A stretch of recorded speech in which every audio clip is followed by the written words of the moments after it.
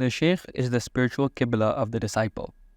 And just as the one who performs the 5 daily prayers orients himself towards the Kaaba, the disciple orients his heart and body towards the Master, from whom spiritual flows emanate. So, always strive to remain centered on the Shaykh. One who wishes to perform his prayer invalidates it as soon as he is no longer oriented towards the Kaaba. However, the sanctity of the inner Qibla, that is, the source of inner orientation, which is the Shaykh, is even greater than the apparent and the external Qibla, which is the sacred mosque of Mecca. This is confirmed by the words spoken by the Prophet ﷺ when he addressed the Kaaba while performing tawaf. He said, "How pure you are and how pure is your fragrance. How great you are and how great is your sanctity. By he who holds the soul of Muhammad in his hand, the sanctity of the believer is greater in the sight of Allah than you." Sunan Ibn Majah.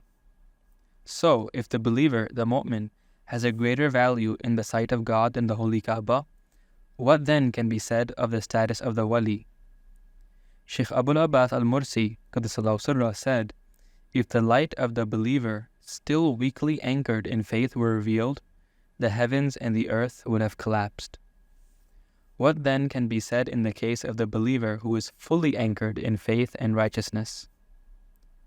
Become aware of the importance of those who are true men in the sight of Allah Jalla Jalala, the importance of those to whom He gives His attention.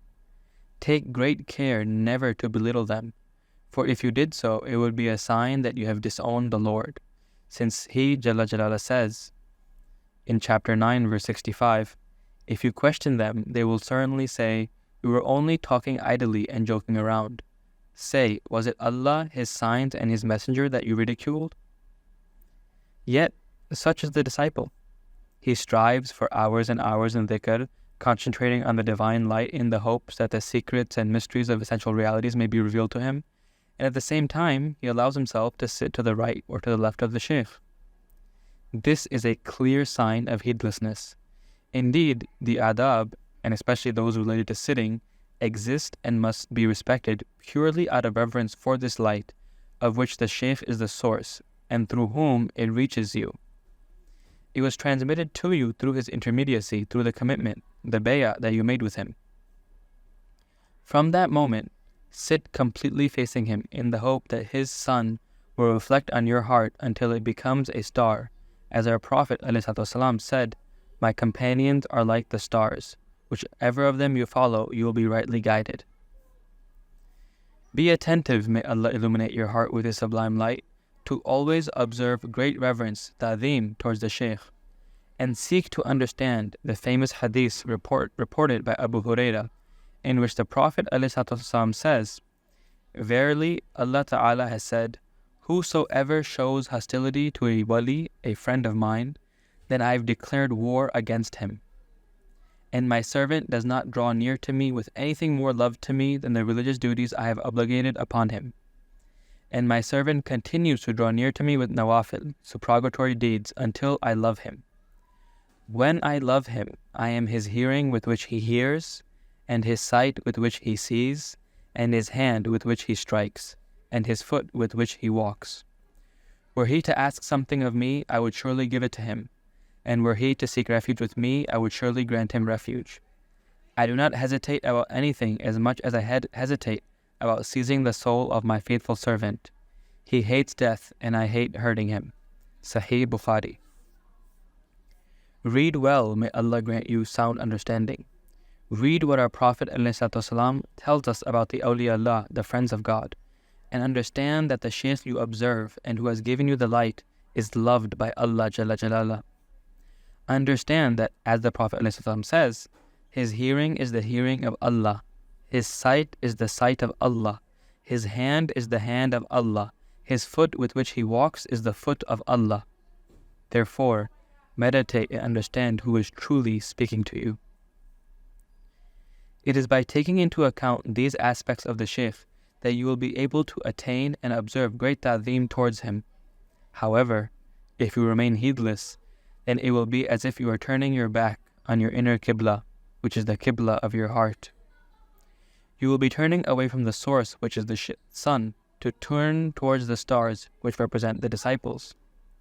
Do not forget, may Allah have mercy on you, that at the time of your commitment, your bay'ah, with him, the Shaykh placed you facing the Qibla and then recited the following verse from Surah Fath, verse 10. إِنَّ الَّذِينَ يُبَايِعُونَكَ إِنَّمَا يُبَايِعُونَ اللَّهَ يَدُ اللَّهِ فَوْقَ أَيْدِيهِمْ فَمَنْ نَكَثَ فَإِنَّمَا يَنكُثُ عَلَى نَفْسِهِ وَمَنْ أَوْفَى بِمَا عَاهَدَ عَلَيْهِ اللَّهُ فَسَيُؤْتِيهِ أَجْرًا عَظِيمًا.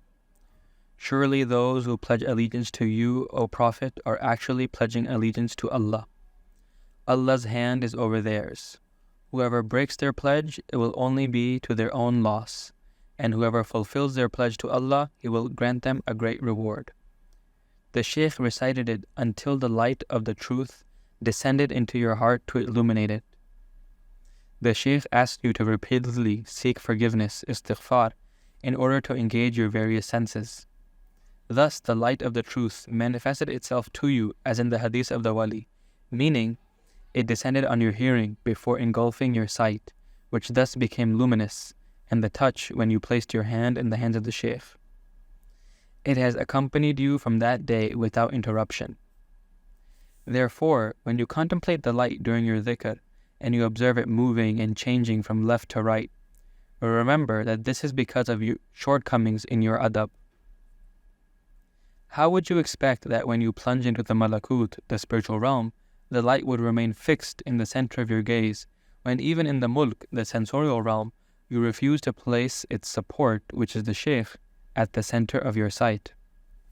You do not give him the ta'zeem that is due to him. You do not magnify him as you should. You do not give him the value that is his, and yet, somehow, you expect to benefit from his spiritual flow, his madad. Understand, may Allah grant you clarity, that unveilings and visions in a waking state only reach your heart to the heart of your Shaykh. This is because Allah has elevated his heart to make it the locus of his gaze and the point of descent of his sight. Therefore, realize his importance in your spiritual journey, you who seek spiritual realization. Allah does not care about the physical appearance of his servants, but he only looks at their hearts and the degree of love they hold for the Shaykh. If there is a strong love for him, it will only be because of the original love that the master had for his disciple. And this love of the master is only for the good that his murid carries, and the reality of the murid and his name will be inscribed in the heart of the wali, where Allah directs his gaze. Therefore, it is important for you to understand that Allah loves his disciple only through the love that the Shaykh has for him. And only those who pass through the door of internal and external adab, through the soul, heart, and body, can access the love of the master. You must therefore be firm and patient with your lower self, your nafs. We are well aware that this path is difficult. It is considered the greater struggle, jihad al-akbar, because unlike the lesser jihad where one is close to death, the true jihad, jihad al-akbar, is lived from morning till night, throughout one's life and spiritual journey, without any rest, and showing adab is one of the foundations of this inner journey. This adab must be practiced towards all of creation with all of its components. It must be shown towards all believers without distinction, and even more so towards the family of the Prophet ﷺ. If this is the case for believers, then what can be said about the one whom Allah has elevated as a wali? Shouldn't the utmost attention be given to him, since he takes the seeker out of the darkness of base desires and self-centeredness into the light of faith and certainty, al-yaqeen, from the hell of separation from the divine to the paradise of divine presence and spiritualization, from the prison of the lower self, nafs, to the freedom of the spirit, ar-ruh? That is why you must constantly strive to be impeccable in your bodily manners and follow in the footsteps of the Messenger of Allah ﷺ. Ensure that decency and the rules of etiquette are constantly manifesting through all of your limbs. Through your mouth, by being mindful of what you say. Through your eyes, by being mindful of what you look at. Through your ears, by being mindful of what you listen to. Through your stomach, by being mindful not to indulge excessively in food. And through your sexual desires, being mindful not to fall into fornication or masturbation. And if you cannot control your sexual urges, know that you will remain cut off from the immense blessings of knowing Allah. Instead, Seek the permission of the Shaykh to marry, for it is through this that you will behold the light of the ultimate reality, realize divine secrets, and manifest piety through actions that may seem insignificant. In summary, know that Allah grants you guidance and that there is an alif al-muqaddar, the first letter of the name Allah, between you and the Shaykh. This alif is perfectly straight without any bend or twist. Therefore, always remain in front of the Shaykh, for he is the treasure point through whom the Lord will lead you to the realization of the alif of the name Allah. If you attain the knowledge of this alif, then know that it is a complete and truthful knowledge.